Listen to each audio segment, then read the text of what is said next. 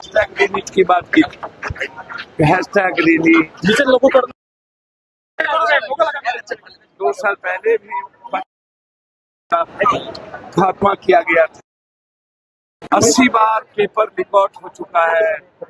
जिस देश का प्रधानमंत्री, मुख्यमंत्री, व्यवस्था, कोर्ट, न्यायालय एक बच्चों के भविष्य को उसको रहने का कोई अधिकार।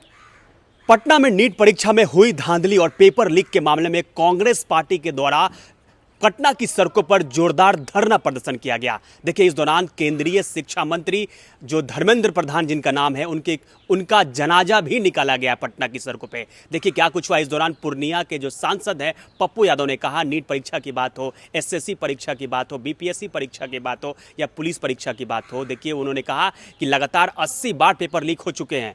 यही बता दें आपको कि अब खबर ये सामने आ रही है कि अगला सत्र under graduation NEET under graduation का जो परीक्षा होगा, जी हाँ नीट की बात कर रहे हैं, वो अब ऑनलाइन होगा। हालांकि इसकी आधिकारिक घोषणा बाकी है, लेकिन देखिए आज पटना की सड़कों पर पप्पू यादव निकले थे पोस्टर लेके, जिसमें लिखा हुआ था कि तकरीबन 10 साल से 89 बार, जी हाँ 89 बार अब पेपर लीक की घटना सामने आ चुकी है और वर्तमान में जो सरकार है उनको बोला जा रहा है कि आप इस पे जवाब दीजिए। तो देखिए जिस तरीके से पेपर लीक की घटना सामने आ रही है, कांग्रेस पार्टी के द्वारा जिस तरीके से धरना प्रदर्शन किया गया और पूर्णिया के सांसद पप्पू यादव ने इस दौरान क्या कुछ कहा, सुनिए उनके बयानों को।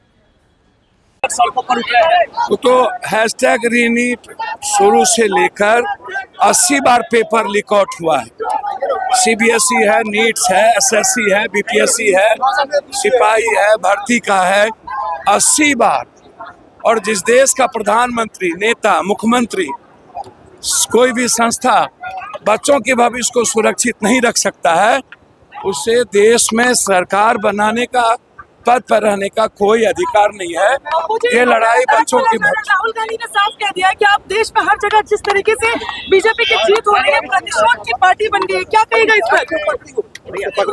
क्या कहेगा इस पर पप्पू जी? हैशटैग रीनीट की बात की, हैशटैग रीनीट जिसे लोगों को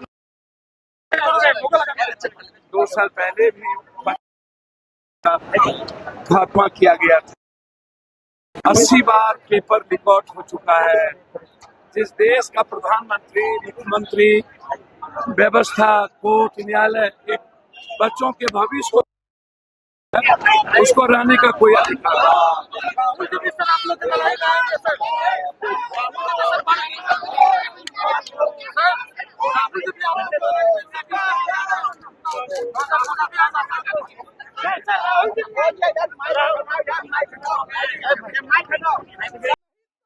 जो है पेपर लीक हो रहा है, तो ये जब बड़े बड़े दावे कर रही है, विश्व गुरु होने की बात कर रही है, एक परीक्षा तक सही से संपादित नहीं कर सकती, एक परीक्षा तक नहीं जो सरकार करवा सकती है, इसमें लीकेज ही आ गया इस सरकार में।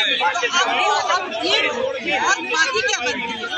और बच्चों के ये परीक्षा पे चर्चा करते हैं प्रधानमंत्री जी, और परीक्षा पत्र जो है उसके लीक होने पर क्या उनको चर्चा नहीं करना चाहिए? छोटी छोटी बात पे ट्वीट करते रहते हैं, तो क्या इनको इस बात पे ट्वीट नहीं करना चाहिए? दूसरे देश में क्या शिक्षा मंत्री अभी तक इस्तीफा नहीं दे देता? क्या